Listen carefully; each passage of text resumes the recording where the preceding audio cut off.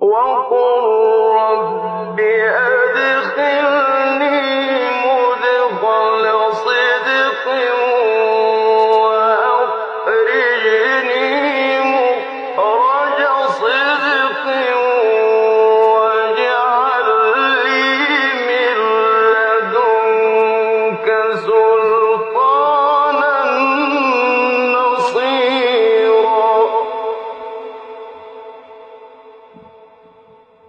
Chers frères et sœurs, nous sommes toujours en train de narrer l'histoire de Yunus alayhi salam, de Jonas.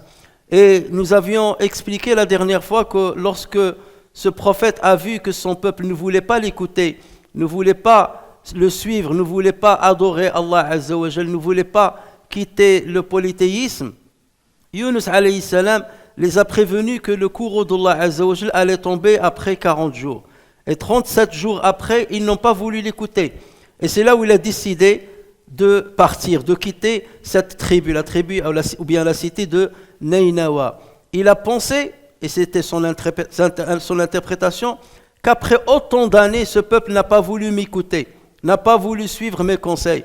Ce n'est pas dans les 3 jours qui vont rester qu'ils vont changer d'attitude ou qu'ils vont embrasser l'islam. Donc il était désespéré de leur conversion à l'islam et c'est pour cela qu'il les a quittés. Et ceci était en soi une faute, parce qu'on n'a pas le droit, en tout cas un prophète n'a pas le droit de bouger de là où Allah Azza wa Jalla l'a envoyé, là où il l'a missionné, de ne pas bouger tant qu'il n'a pas eu l'autorisation de Allah Tabaraka wa Ta'ala. C'est pour ça que Muhammad sallallahu alayhi wa sallam a attendu l'autorisation d'Allah Azza wa Jalla pour quitter la Mecque et aller se réfugier à Médine.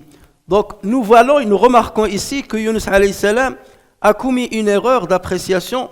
C'est pas un péché, c'est pas un grand péché, c'est une erreur d'appréciation, mais suite à une interprétation qui peut paraître plausible.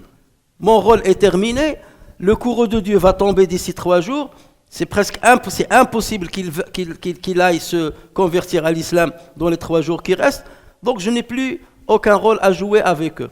C'est une interprétation qui peut paraître plausible, mais c'était une erreur de sa part. Et Allah Azza wa Jal a voulu quelque part le punir sur cette erreur-là et le mettre dans une épreuve lourde pour qu'il soit un exemple à tous les prophètes qui viendraient après lui et à tous les croyants de l'humanité. C'est ce qu'on exprime cette situation par une phrase chez les savants. On dit hasanatul muqarrabin sayyi'atu al-abrar. Les bienfaits hasanatul abrar sayyi'atul muqarrabin. Les bienfaits des pieux peuvent paraître certaines fois comme les péchés de ceux qui sont proches d'Allah Azza wa Jal. Donnons un exemple. Quelqu'un par exemple qui a accompli la prière de l'Fajr à la mosquée pendant 360 jours dans l'année. Mais il a raté 4 ou 5 jours. Nous, comment on va juger cette personne? On va dire, mais c'est quelqu'un, masha'Allah, 360 jours, il a prié à la mosquée, la prière de l'Fajr. Mais Ada, c'est un élu de Dieu. Ada, c'est parmi les meilleurs dans ce monde-là. Mais lui, lorsque vous allez le questionner, vous allez trouver qu'il est en train d'avoir un grand remords, de tomber dans un grand remords, parce qu'il va dire, j'ai raté 4 jours dans l'année. 4 jours dans l'année, je n'ai pas accompli la prière à la mosquée. Et pour lui, c'est un grand péché. Donc c'est pour cela qu'on dit, ce qui est considéré comme des bienfaits de l'abrar, des pieux, peut être considéré comme un péché chez ceux qui sont à proximité d'Allah tabaraka wa ta'ala.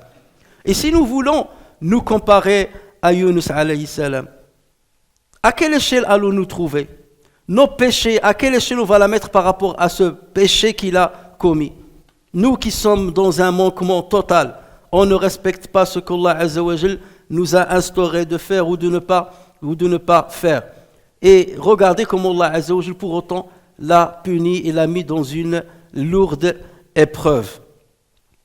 Donc Yunus alayhi salam est parti de la tribu de Nainawa et il est allé au port de Jaffa, pour le traverser et aller dans l'autre rive vers Hacham, dans la ville de Tarshish, d'après beaucoup de savants. Et c'est là où il est monté dans la mer. C'était la mer Méditerranée.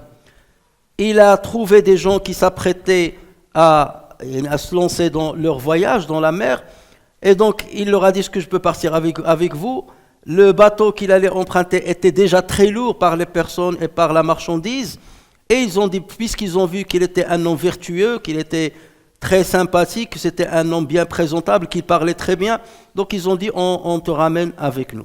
Et dès qu'ils ont pris la mer et qu'ils furent au milieu de celle-ci, un vent violent se leva et la mer s'agita et les vagues s'élevèrent. Ceux qui étaient dans le navire ont dit, il y a peut-être parmi nous quelqu'un qui a commis un péché et il faut bien qu'il quitte le navire pour qu'on retrouve la sérénité de la mer et la tranquillité de la mer. Selon certains savants, c'est que tellement le bateau était lourd qu'ils se sont dit, il faut qu'on se débarrasse d'une personne pour alléger le bateau dans l'espoir que les vagues ne l'emportent pas ou ne le chavirent pas. Et donc, ils ont fait un tirage au sort. Ils ont recouru à un tirage au sort et c'est ce qui se faisait à l'époque. Et dans les autres religions, parfois, c'était acceptable. On l'a vu dans l'histoire de Zacharia, alayhi salam, qui allait adopter Maryam. Dans l'islam, le tirage au sort, il est interdit, sauf dans quelques situations. Les savants parlent de 3 situations, mais ce n'est pas le moment ni le lieu pour en parler aujourd'hui. Et donc, ils ont fait un tirage au sort, et le tirage au sort est tombé sur Yunus alayhi salam. Et tout de suite, ils se sont ressaisis, ils ont dit, mais non, mais pas lui, c'est le plus vertueux parmi nous. Donc, on ne peut pas penser, notre cœur ne permettrait pas d'accepter de le jeter par-dessus le bateau. Ils ont dit, on va refaire un nouveau tirage. Ils ont refait le tirage au sort et c'est tombé encore une fois sur lui. Ils l'ont refait une 3e fois et c'est tombé sur lui. Comme pour que Allah Azza wa Jal nous montre que quoi que tu fasses, lorsque Allah Azza wa Jal veut te mettre dans une épreuve, rien ne peut t'en épargner. Rien ne peut t'épargner cette épreuve. Allah Azza wa Jal a rassemblé plusieurs situations, plusieurs paramètres très rares. Et puis, pour que ces paramètres se rassemblent le même moment, à la même époque, au même lieu, c'est quelque chose d'inconcevable. Déjà que le bateau soit très rempli, très chargé. Ce n'est pas quelque chose qui arrive tous les jours. Qu'ils acceptent de le monter dans le bateau alors qu'il est très chargé. Qu'ils entrent dans une mer qui va se déchaîner par le vent. C'est quelque chose qui n'arrive pas tout le temps. Parce que d'habitude, ceux qui sont expérimentés n'empruntent pas la mer lorsqu'ils savent qu'elle va être agitée ou qu'il y a un vent violent qui va arriver. Qu'ils tombent dans une situation où il y ait des cétacés qui consomment et qui avalent les poissons en un lieu bien donné. Et c'est là où il allait tomber pour qu'il soit avalé par ce cétacé. C'est quelque chose qui n'arrive que vraiment exceptionnellement. Et tous ces paramètres se sont rassemblés. Et la leçon que nous devons tirer de cela, c'est que jamais tu ne dois te sentir fort. Jamais tu ne dois te sentir à l'abri de l'épreuve. Ce n'est pas ton argent qui te préservera de l'épreuve. Ce n'est pas ta notoriété qui pourra t'épargner une épreuve qu'Allah Azza wa Jal a décidée pour toi. Ce n'est pas ta santé qui va te protéger de cette épreuve. Quelle que soit ta situation, quelle que soit ta puissance et ta force, lorsqu'Allah Azza wa Jal décrète un destin te concernant, lorsqu'Allah Azza wa Jal décide de t'éprouver, tu bascules d'une heure à l'autre vers une situation dramatique. Et c'est pour cela que le musulman doit toujours être en lien avec Allah tabaraka wa ta'ala et en lien avec ses devoirs religieux parce qu'il ne sait pas quand est-ce qu'il va basculer vers une épreuve qui va l'empêcher peut-être d'accomplir ses devoirs et qui va l'empêcher de se rapprocher d'Allah tabaraka wa ta'ala. Donc Yunus alayhi salam a décidé de se jeter lui-même de ce bateau et lorsqu'il s'est jeté, il a coïncidé avec le moment où ces cétacés-là, ce ne sont pas des baleines, c'est un type de cétacé, il est le seul cétacé qui peut avaler un être humain, c'est l'anbar, c'est le cachalot. Et ce n'est pas une baleine, le cachalot c'est une autre famille des cétacés. Ce n'est pas la même famille que les baleines. Le cachalot, il fait partie de la famille des dauphins. Et donc c'est pour cela qu'il ne faut pas faire le mélange. Toutes les baleines qui existent dans le monde ont un gosier qui est très étroit, qui fait quelques centimètres, pas plus de 10 centimètres. Le seul cétacé qui a un gosier très large et qui peut avaler un être humain, c'est le cachalot. Parce que sa nourriture principale, est faite de certains poissons ou bien de certains crustacés qui sont énormes. Et donc, il a coïncidé en ce moment et en ce lieu avec la présence de ces cachalots qui étaient en train d'avaler les tonnes et les tonnes de litres d'eau dans lesquels il y a bien entendu des poissons. Et c'est comme ça que Sayyidina Yunus alayhi salam s'est retrouvé dans le ventre de cet animal. Allah Azza wa Jalla nous décrit cette situation en disant, ce qui signifie Jonas était certes du nombre des messagers.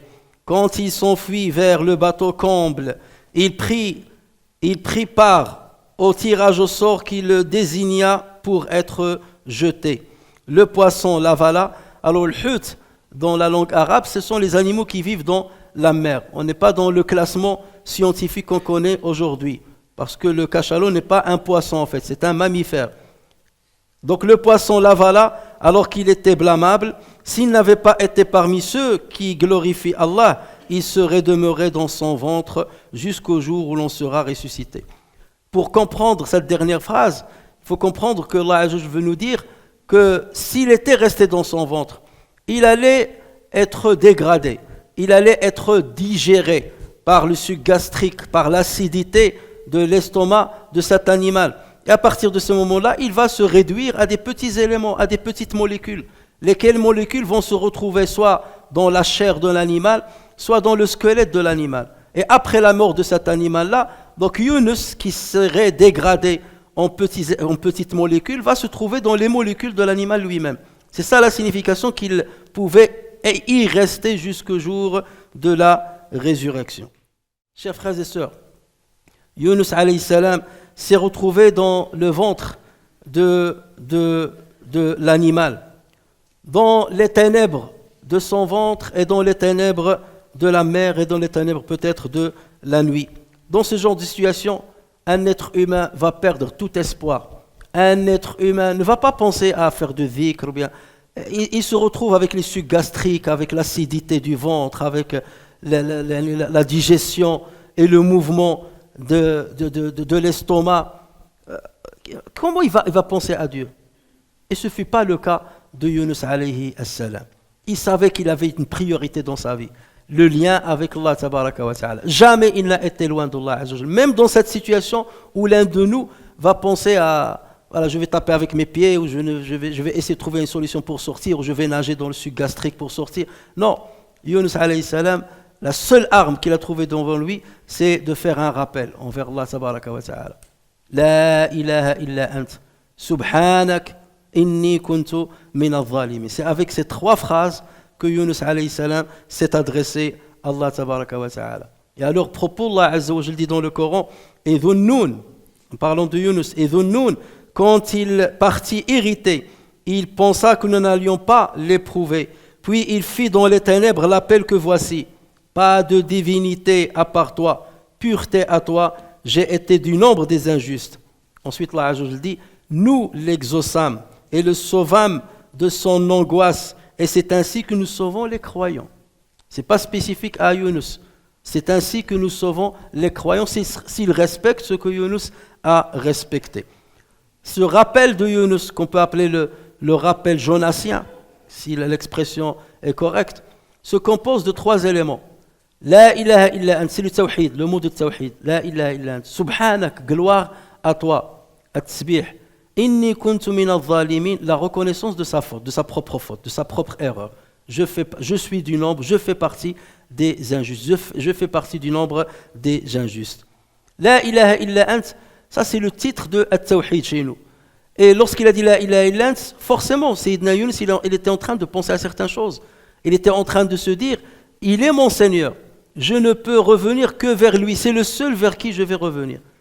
Je ne vais pas revenir à mes forces. Je suis dans une situation où le domaine des causalités est disparu. Il n'y a aucune cause qui peut matérielle qui peut me sauver de la situation dans laquelle je suis.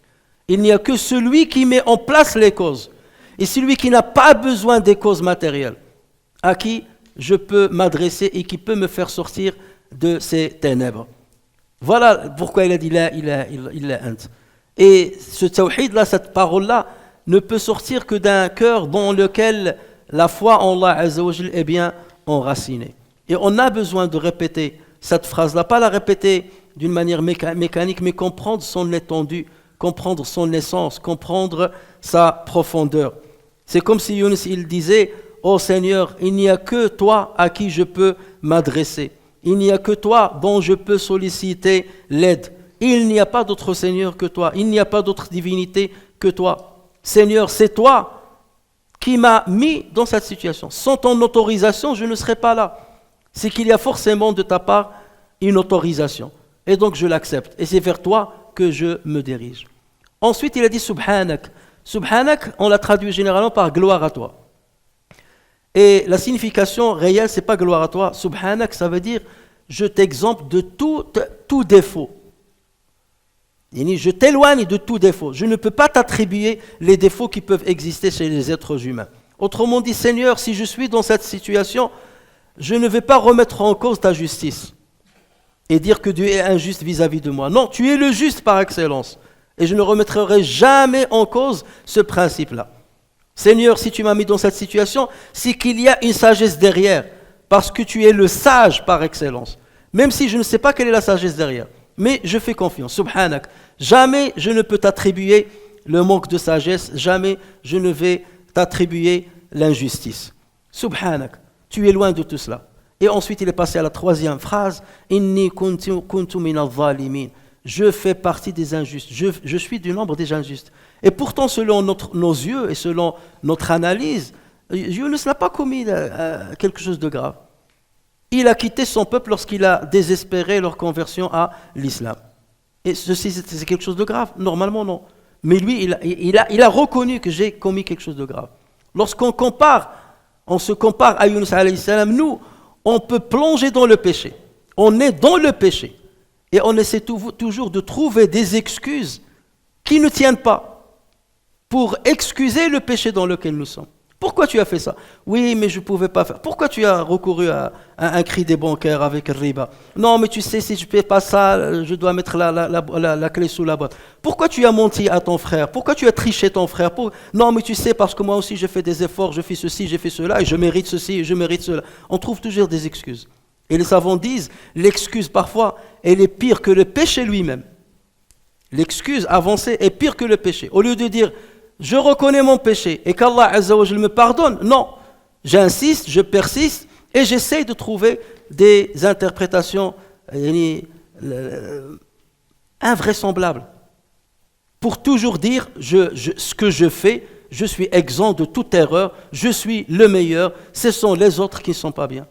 Lorsque tu vois que les gens te critiquent, lorsque tu vois que les gens t'accusent, lorsque tu vois que les gens ne t'aiment pas, lorsque tu vois que les gens s'éloignent de toi, il faut que tu te poses des questions, bon sang. Tu dois dire, il y a un problème, pourquoi c'est tout le monde qui est mauvais, il n'y a que moi qui suis bon. À un certain moment, il faut se remettre en cause. Là, Yunus alayhi salam s'est remis en cause alors qu'il n'a pas fait quelque chose de grave. 30 ans qu'il a passé à appeler son peuple à l'islam. Et parce qu'il les a quittés 3 jours avant l'échéance de la punition divine, il a considéré qu'il a commis quelque chose de grave. Comparons-nous à Yunus alayhi salam. Et on va voir qu'on est à des années-lumière de lui. Et c'est ça le genre de leçon et de moralité que nous devons tirer tous de ce genre d'histoire.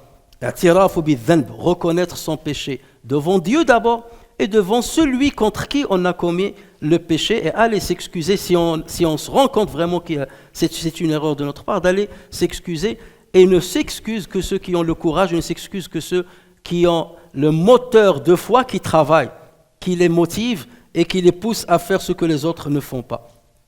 La même situation est arrivée aux compagnons du prophète Mohammed sallallahu alayhi wa sallam lors de la bataille de Uhud. Le prophète sallallahu alayhi wa sallam a choisi 50 des meilleurs archers musulmans. Il leur a demandé de camper sur un petit monticule pour protéger l'arrière des musulmans. Et il a mis à leur tête Abdullah ibn Jubayr radiyallahu anhu. Et il leur a dit, ne bougez pas d'ici. Même si vous voyez qu'on est en train d'être persécuté, ne bougez pas. Dans toutes les circonstances, restez pour protéger notre dos, nos arrières. Et donc, lorsque la bataille a commencé, les musulmans ont commencé à l'emporter sur leurs ennemis. Et les politistes ont fui le champ de bataille, laissant derrière eux le butin. Et les combattants ont commencé à ramasser le butin. Et c'est là où certains archers ils ont dit, ça y est, la bataille est terminée, il n'y a aucun risque. Donc on va descendre pour partager aussi le butin. Nous avons droit au butin. Et Abdullah ibn Jubayr leur a dit non, le prophète sallallahu alayhi wa sallam nous a dit de ne pas bouger. Ils ont dit il n'y a plus de raison. Ça y est, voilà, encore une fois, une bonne interprétation de la situation. J'ai interprété positivement la situation, il n'y a aucun risque, donc je peux descendre pour prendre ma part. Et 40 de ces archers ont quitté leur position et 10 sont restés sur le monticule. Et c'est là où Khalid ibn al-Walid et Ikrima ibn Abi Jahl ont attaqué, parce qu'ils étaient encore non musulmans à l'époque, ils ont attaqué les musulmans par l'arrière, ils ont tué les 10 archers qui sont restés, ils ont attaqué les musulmans par derrière, et c'est comme ça que les musulmans ont perdu cette bataille.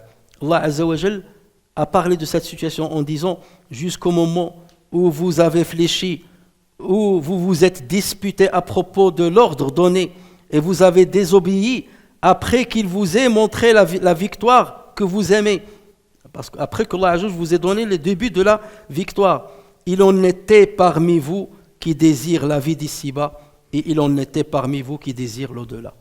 Regardez cette réprimande envers des compagnons du prophète. Parmi vous, il y a ceux qui veulent, l'objectif principal de leur vie, c'est la vie d'ici-bas. Et parmi vous, certains dont l'objectif principal, c'est l'au-delà. C'est comme si Allah nous dit, ô musulmans, votre objectif principal dans la vie doit être l'au-delà. L'ici-bas n'est qu'un moyen, ce n'est pas un objectif. Faites attention. Faites attention.